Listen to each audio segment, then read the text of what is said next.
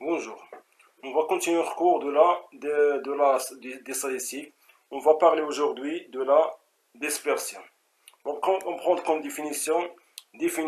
Soit S1 et S2 sont deux séries statistiques ayant la même moyenne M.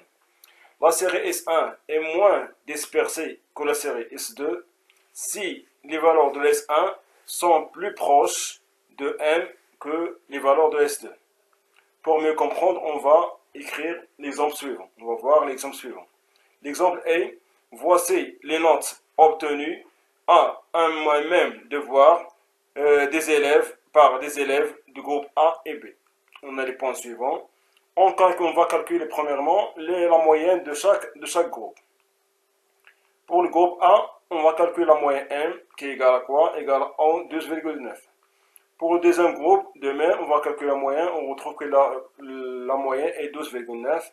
Et la définition, dans la définition, il faut que les deux groupes ont la même moyenne. On a ici, on remarque que les deux groupes ont la même moyenne, 12,9. On trace maintenant les diagrammes. Pour le premier groupe, on trace le diagramme suivant. De même, pour le deuxième groupe, on trace son diagramme. Si on compare les deux points des deux groupes, on remarque que les points du groupe A, 8, 9, 12, 13, 15, 18 et 8, sont regroupés autour de la moyenne qui est 12,9. Par contre, les points du groupe B, qui sont 4, 6, 10, 17, 18, 19, sont moins regroupés autour de la moyenne. On écrit donc les points, le premier groupe, ces notes sont regroupées autour de la moyenne. Pour le deuxième groupe, elles sont moins regroupées. Donc, les notes du groupe B sont les plus dispersées que celles du point A. Sont les plus dispersées car elles sont moins regroupées autour de la moyenne. On passe à l'exapplication pour mieux comprendre l'exemple et la définition. Voici les notes des élèves de deux classes A et B. Première question, construire dans un repère le diagramme représentant de chaque série. Deuxième question, déterminer la moyenne de chaque série. Troisième question, déterminer la médiane de chaque série. Petit 4, en déduire une comparaison entre les deux classes. Première question, construire dans un repère le diagramme de représentation de chaque série. On va voir la première série.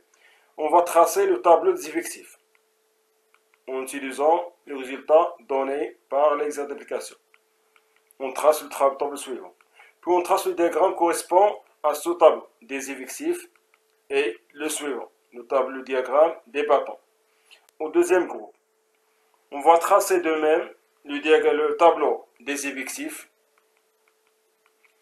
puis on trace le diagramme correspond à ce tableau. Maintenant, question de déterminer la moyenne de chaque série. Pour le groupe classe A, on calcule la moyenne. On retrouve que la moyenne M égale à 11,5. De même, pour le groupe B, on va calculer, on retrouve que M égale à 11,5. On remarque que les deux groupes ont la même moyenne. Déterminer la médiane de chaque série. Pour la classe A, pour déterminer la moyenne, il faut toujours calculer les effectifs cumulés. On cherche les effectifs cumulés de ce groupe.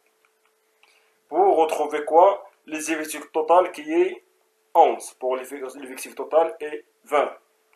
On va calculer, on a ici l'effectif total est 20. Donc on va passer à calculer 1 sur 2, qui est la moitié de 20. 1 sur 2 égale à 10. Puisque l'effectif cumulé, on calcule, puisqu'on a, après avoir calculé 1 sur 2 qui est la moitié de l'effectif total, on va chercher l'effectif cumulé qui est le plus proche, le plus grand ou égal à 10. Il doit être ou égal ou plus proche. Ou égal ou plus proche. Et puisque l'effectif 10 correspond à la valeur 8, donc la valeur 8 est la médiane. On passe maintenant au groupe B. De même, on va remplir la ligne des effectifs cumulés pour retrouver l'effectif total qui est 20. On a ici aussi l'effectif total est 20. Donc 1 sur 2 égale à 10. Et puisque l'effectif cumulé est 11, 11 est plus grand ou égal à 1 sur 2 et le plus proche des l'effectif cumulé correspond à la valeur quoi? À la valeur 11. Donc 11 est la médiane de la série. On passe à la dernière question. On déduire une comparaison entre les deux classes. Pour déduire, on compare les diagrammes obtenus de chaque classe. Pour la première classe, on a le diagramme suivant. Deuxième classe, on a le diagramme suivant. Troisième classe, on a le diagramme suivant. On sait que la moyenne est 11,5. Si on remarque, si on compare les points du groupe du classe A, 4, 7, 8, 9, 18 et 19, on déduit que ces points sont moins regroupés autour de la moyenne. Par contre, les points 8 du groupe B, 8, 9, 10, 11, 12, 13 et 15 sont regroupés autour de la moyenne.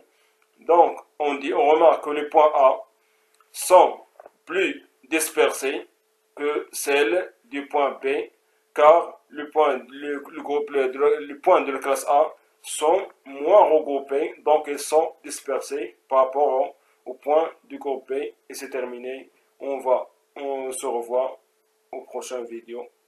Au revoir.